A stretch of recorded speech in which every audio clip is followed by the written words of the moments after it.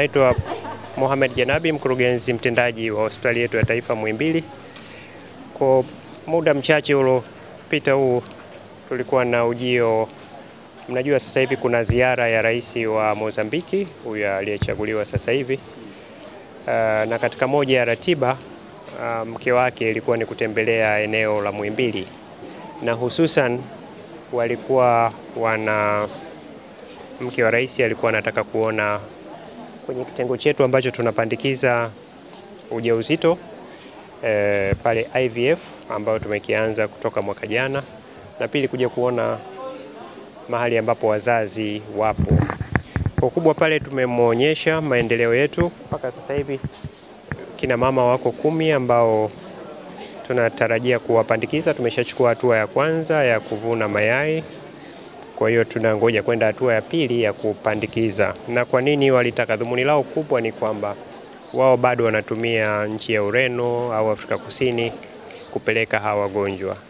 Lakini mnajua dhumuni la serikali yetu ni kwamba tukiwaonyesha hivi vitu, ina maana hawa wagonjwa wataletwa hapa, au wazazi wataletwa hapa, au watu wanaotarajia kutaka kupata mtoto wataletwa hapa kwetu. Kwa hiyo hii itakuwa vitu viwili: moja, kwanza kutuongezea utalii wetu tiba; pili, itatuingizia fedha nyingi za kigeni, na vile vile kutangaza nchi yetu, kwa sababu kama nchi tunataka kujiongeza.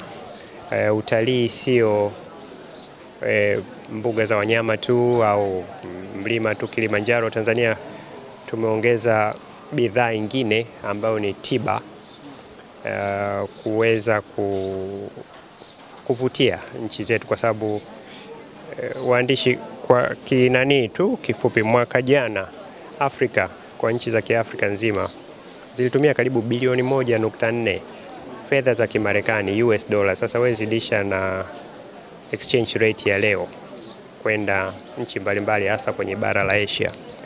Sasa kama Tanzania tutaendelea kujenga uwezo wetu mkubwa wa afya, tiba za afya kama zilivyo hapa Muhimbili, Moi, JKCI, Ocean Road, Benjamin Mkapa na kadhalika, ina maana kwamba hilo litakuwa ni bidhaa mpya hiyo, kwa sababu mwaka jana tu sisi kwa Muhimbili tu tumeona wagonjwa zaidi ya 1000 kutoka nchi za nje kwa kuja kwenye tiba mbalimbali.